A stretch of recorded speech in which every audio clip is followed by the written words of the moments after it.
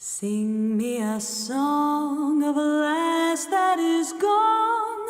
Say, could that lass be I? Mary of soul, she sailed on a day over the sea to sky. Hey everyone, Alvine here. So today I wanted to do the 7 Witchy Questions tag, which was done by Ember Honeyraven like a million years ago. I know I'm really late to the party, but better late than never, right? So I thought this would be really fun, so I would give it a go today. So the first question is, you can see on my trusty computer, what was your biggest spell disaster? My biggest spell disaster honestly wasn't anything terribly exciting. I have had a candle holder catch on fire during a ritual, so not really spell work per se. I can't remember if I was doing spell work that night or not. I think I had earlier on, but I had this small sort of candle holder and for some reason the whole thing lit on fire and there was like plastic dripping off and just flames, and so I had to quickly wake up my husband. It was like 2 in the morning or something. Wake up my husband and get him to come and help me extinguish it. That was a little bit scary. And other than that, it was a few weeks ago actually. I was doing some cauldron work and I hadn't really done much previously. There's the toilet.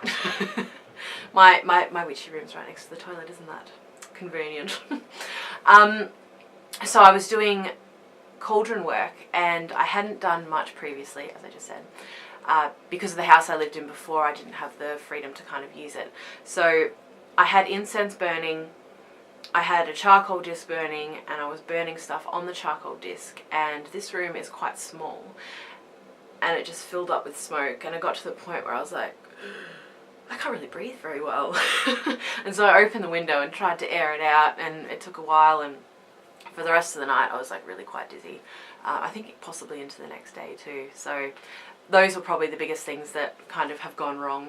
In terms of actual spell work that I can think of, they haven't gone really wrong. I've had spells that haven't worked before at all, sort of haven't seemed to make any, difference in the manifest world. Yeah, but no disasters other than that.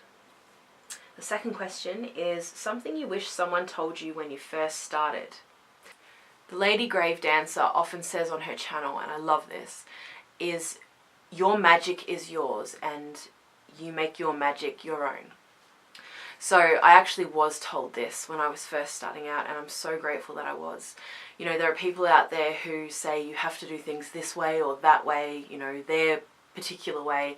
There are only things that work for you or don't work for you. There is no one right way. So what works for you may not work for somebody else, what works for me, etc. You know what I mean? So yeah, I think that's really important to remember. I think that there's a certain point you can reach with books, and the rest of the learning has to come by you trying out and making mistakes and seeing what works, basically. So that would be something that I would like to tell all the people who are coming into the craft in a new way. Anything that you want to do is probably what's going to work for you. Probably. You'll see. What is your biggest pet peeve? It's related to the previous question, and that is people who go out there saying that this is the way you're supposed to do things. You have to cast a circle, you have to call the quarters, you have to have each of the elements represented on your altar. These are the particular elements that you're supposed to be observing, and all that sort of thing. If anyone's telling you this is the one right way, run from it. That's what I've learned. Yeah, it really annoys me when people do that quite a bit. So that's my biggest pet peeve, definitely. The next question is, when did you first know you were a witch? Looking back on my experience, I first experienced witchcraft when I was about 11, as I previously mentioned. And looking back, I can see that was my really big moment. Like, that's when I felt the power, I suppose, that we call the craft. But at the time, it was something that I was just dabbling in. So this time around was Yule 2014, so almost 2 years ago now. Oh, there you go. And it was less of a, now I know that I'm a witch. Was that the question? When did you know? Yeah, now I know I'm a witch, and more I am choosing to be. I'm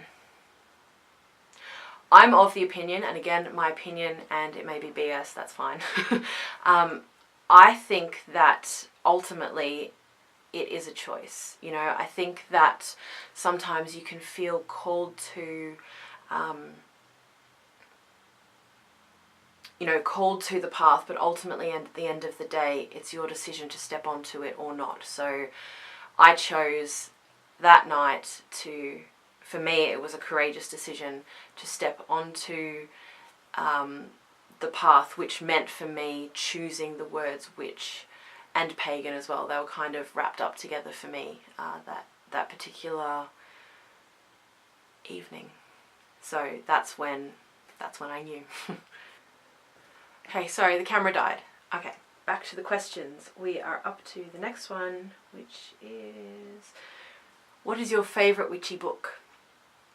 You guys, I'm sorry, but I cannot choose just one book. I'm going to quickly show you the ones that I just have to show you, you know what I'm saying? I love books so much, and I cannot choose one. I don't like to have favourites because it leaves some out. I can't. Alright, the first one I showed the other day in my altar video, altar and witchy room tour, was The Devil's Dozen. It is called The Devil's Dozen, and there are 13 rights in here. So this is a book which is by Gemma Gary. It's an absolutely gorgeous book. I mean, look at the cover. It's just absolutely stunning. I don't know if you can, anyway. It has some beautiful artwork in there. I saved a few pages to show you. It's got bits of paper in there. I do everything but a fancy around here.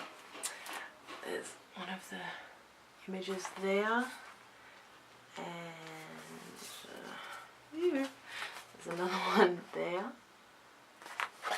So this book, as I mentioned, has 13 rites in it, which are based around working with the horned god. I love this book. Every time I go into it, I feel like a witch. You know, it's beautifully written. It's a gorgeous little book. So there's that one. Women Who Run with the Wolves is the next one. I love this book. This book is, I think, should be on every woman's bookshelf, and every man should read it too, absolutely. I think a lot of the men out there would actually really like it as well. But it is very much about, the female archetype. But it's a really beautiful book. I actually haven't even read all of it. There's just so much in it that I'm just sort of going through it slowly. And yeah, it's amazing. I had a friend recommend it to me a while ago, and I'm really glad that I got that. So there's that one. Condensed Chaos is next. Phil Hine is like awesome. He's such a good author. I've got a few of his books. This is probably one of my favourites. I don't know. It's hard to choose, but I chose this one. Yeah, obviously about chaos magic, and I use a lot of the principles of this in my own craft. So there's that. The next one is actually a novel, but it's influenced my practice, and that is Blade Honer, The Hammer of Greatness. I'm going to talk about more about this one in another video. I'm going to do like a pagan novels video. So I'll talk more about this, but if you're into Norse mythology, Norse pantheon, interested in Vikings, I highly recommend this book. It's beautifully written, and Maria is just, she's brilliant. I absolutely love her, and I love this book. It's one of my favourite books of all time. And then I have to say this one, because this is probably my most used witchy book right now, if you can say that it's a witchy book. It is Animal Speak by Ted Andrews. I reference this all the time. I work with animal spirits quite a lot. So this is definitely one of my favourite witchy books. I bought it brand new. A lot of books I buy, I don't buy brand new. I'm happy to get them secondhand because I like them to look loved. This one I did buy brand new, and it's starting to look a little bit loved. Not that you can see, I don't think on the camera, it still looks shiny and new. So that is my favourite witchy book, /5. And the next is best witchy TV show or movie. I love The Mists of Avalon. I know there's a lot of controversy around that because of some really awful things that came out about the author of the book. But it's kind of my go-to when I'm feeling like I want to feel witchy but I don't want to do anything about it. You know, really passive mood. I love to watch that. And also, these are both really cliche. Also, Practical Magic is just right up my alley. I absolutely love it. So that too. TV show. I mean, there were so many I loved. Like, I loved Sabrina the Teenage Witch, particularly when I was growing up. It's just such a good TV show. Nothing else that I can think of right now. Maybe I'll make another video of some cool TV shows and movies that I know of. We'll see. And the last question is, have you ever doubted your path? I have doubted myself a lot over my lifetime. But stepping onto this path for me has really been about owning my power and acknowledging myself. So, I mean, probably I haven't doubted witchcraft. Actually, you know what? I had a moment. No, I realise now. I was going through, you know, life is very much wavy. And I was going through one of the down patches and just went, should I even bother doing this, you know?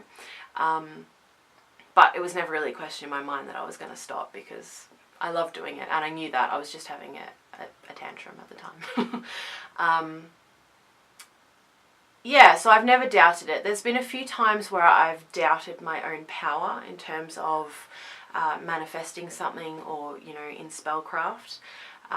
There's been a few spells and workings that I've put off because I don't feel that I have yet had the capability. You know, I haven't taken the time to build up that power. But that's about it, really. So, yeah, kind of, not really is the answer to that question. I hope you guys enjoyed this video. If you haven't done the 7 Witchy Questions tag and you'd like to, I'd really love to see it. Let me know in the comments below if you do it so I can check it out. Yeah, I wish you all much love and many blessings. I hope you're having a wicked day, and I'll see you in the next video. Bye.